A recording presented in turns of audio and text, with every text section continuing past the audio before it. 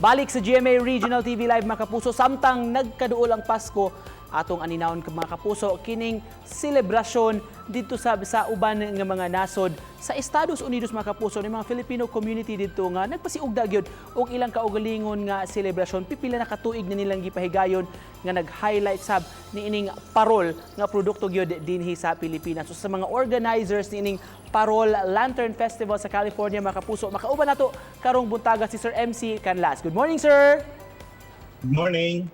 Good morning po from the Philippines po. Thank you so much for joining us, Sir MC. May we know po bakit nyo po na desisyon na mag-organize po ng Parol Festival dyan sa USA, sir?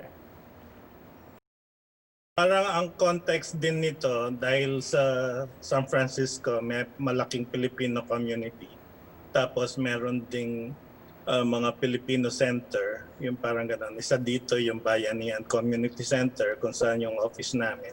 Ngayon, ang challenges nung tinatayo yung center, yung salitang bayanihan, siyempre mahirap i-pronounce sa English. The same time, mahirap ma-understood yung articulation nun sa hindi lumaki sa Pilipinas. Kasi ang bayanihan sa atin yung taong binubuhat niya yung bahay. Yung, parang ganun, nasa shoulder mo, ganun. Kaya ako yung consultant nung center, kaya tanong nila sa akin, paano natin ma-articulate yung bayanihan dito sa Amerika na hindi related dun sa bahay. Sabi ko, ang tradition namin sa Pilipinas, sa San Fernando, ang bayanihan namin ang paggawa ng parol. Kasi bago pa lang Disyembre, no? Ang bawat baryo sa San Fernando, gumagawa sila ng parol. Pagdating ng December 24, ipaparada yan sa Kabayanan. Tapos magkakaroon silang tawag namin sa Kapampangan, ligligang parol. Yung parang ganun. So sa akin, meron akong tradition na ang parol making is a community building. And it's also intergenerational cultural enrichment. The same time, parang banding din ng neighborhood at saka ng organization katulad sa Lantern Festival sa UP. Tapos katulad nung Pasko, siyempre walang Pasko sa Pilipinas kung walang pagkain. Kaya dinagdagan din namin ng Taste of Filipino Christmas. Nung dumating ako dito sa Amerika noong 1984, yung mga kamag-anak namin Kapampangan, they want to make sure na meron silang i-display na parol sa kanilang bintana.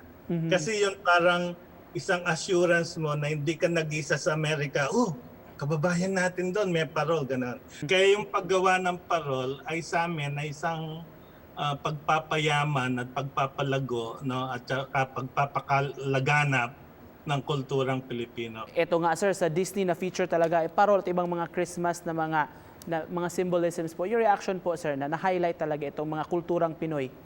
Noong 1940s, tapos yung pagpapahalaga.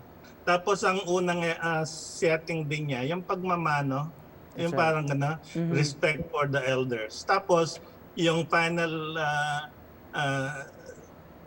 scene niya, yung madaming parol na nalalaganap.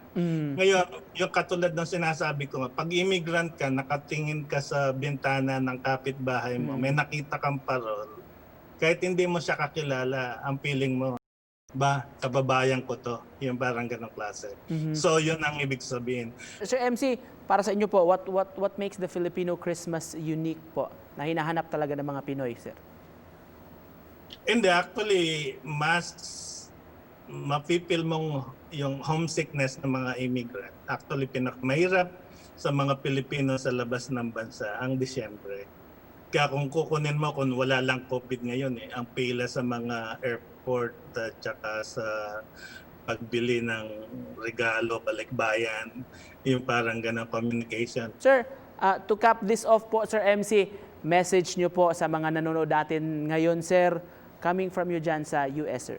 Ating tandaan kasi, ang simbolo ng parol ay liwanag, Star of Bethlehem. So ibig sabihin, siya magbibigay ng giya na makakarating tayo sa ating destination na redemption, yung parang ganun.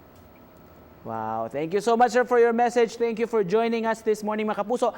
Founder sa Parol Lantern Festival sa San Francisco, si Sir MC Canlas. Merry Christmas, sir! Merry Christmas! Kumusta na lang sa mga kababayan natin dyan. Salamat po. Thank you so much po, sir. Balik po mga kapuso, tutok lang.